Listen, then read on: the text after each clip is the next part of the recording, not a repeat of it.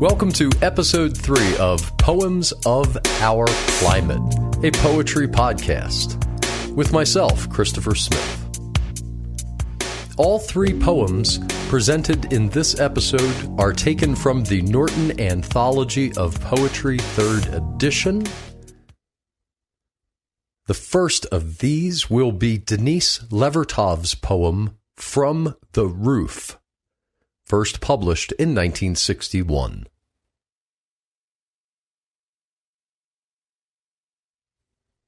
This wild night, gathering the washing as if it were flowers, animal vines twisting over the line and slapping my face lightly, soundless merriment in the gesticulations of shirt sleeves, I recall out of my joy a night of misery.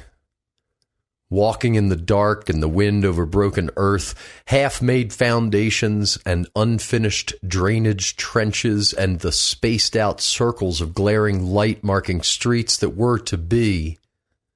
Walking with you, but so far from you. And now alone in October's first decision towards winter, so close to you. My arms full of playful, rebellious linen.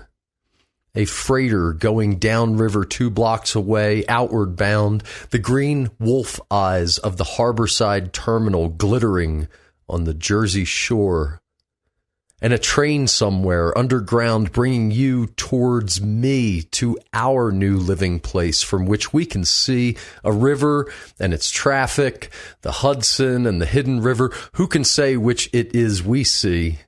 We see something of both. Or who can say the crippled broom vendor yesterday, who passed just as we needed a new broom, was not one of the hidden ones? Crates of fruit are unloading across the street on the cobbles, and a brazier flaring to warm the men and burn trash. He wished us luck when we bought the broom, but not luck brought us here.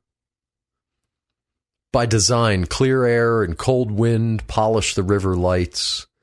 By design, we are to now live in a new place.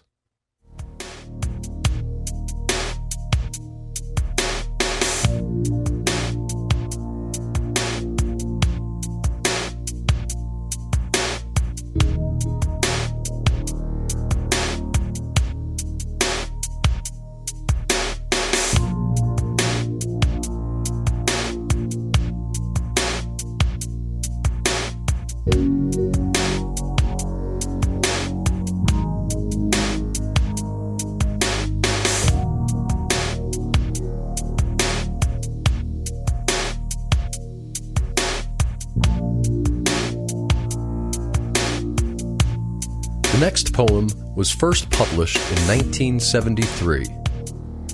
Written by Adrienne Rich, its title is Diving into the Wreck. First, having read the Book of Myths and loaded the camera, I checked the edge of the knife blade. I put on the body armor of black rubber, the absurd flippers, the grave and awkward mask.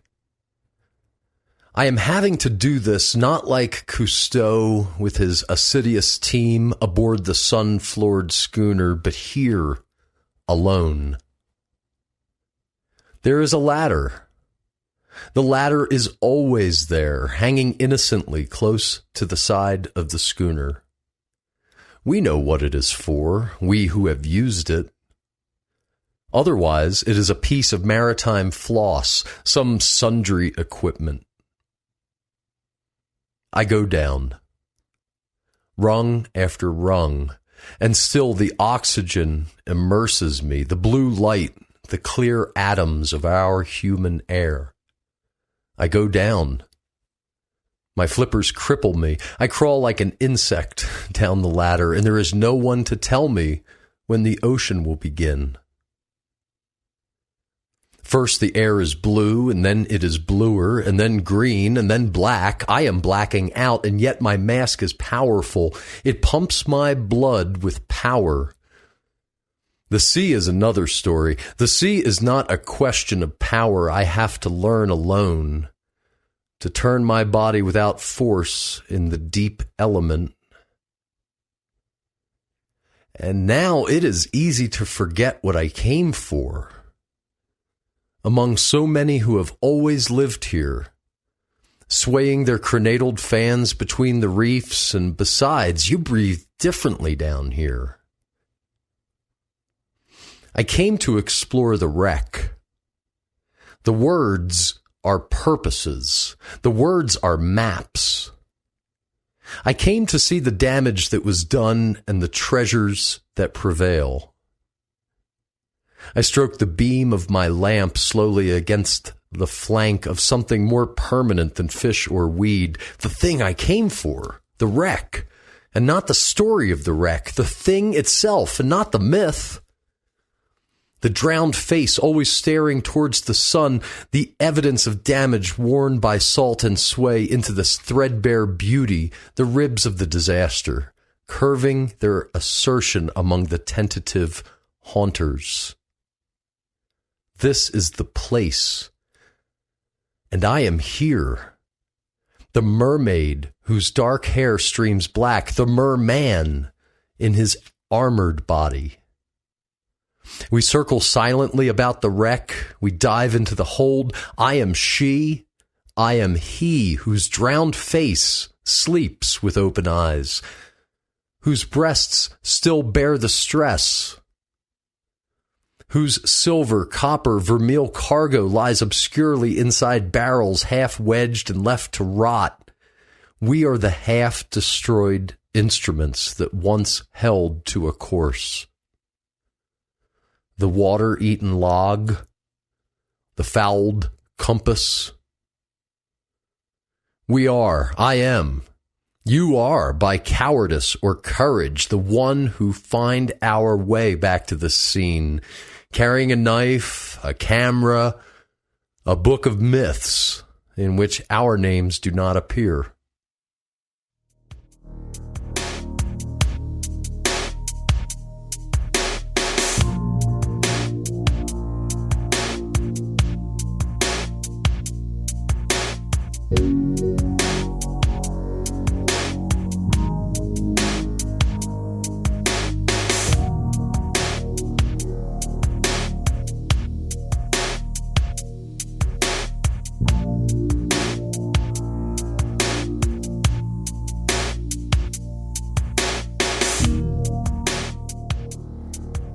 The final poem in this episode was written by Amiri Baraka and first published in 1969. The New World. The sun is folding. Cars stall and rise beyond the window. The workmen leave the street to the bums and painters' wives pushing their babies home. Those who realize how fitful and indecent consciousness is stare solemnly out on the emptying street. The mourners and soft singers, the liars and seekers after ridiculous righteousness, all my doubles and friends whose mistakes cannot be duplicated by machines, and this is all of our arrogance. Being broke or broken, dribbling at the eyes, wasted lyricists and men who have seen their dreams come true only seconds after they knew those dreams to be horrible conceits and plastic fantasies of gesture and extension, shoulders, hair and tongues distributing misinformation about the nature of the understanding. No one is that simple or priggish. To be alone out of spite and grown strong in its practice, mystics in 2-pants suits. Our style and discipline, controlling the method of knowledge. Beatniks, like bohemians, go calmly out of style. And boys are dying in Mexico who did not get the word. The lateness of their fabrication. Mark their holes with filthy needles. The lust of the world, this will not be news. The simple damning lust. Float flat magic in low changing evenings. Shiver your hands and dance. Empty all of me for knowing. And will the danger of identification? Let me sit and go blind in my dreaming and be that dream in purpose and device. A fantasy of defeat. A strong, strong man older, but no wiser than the defect of love.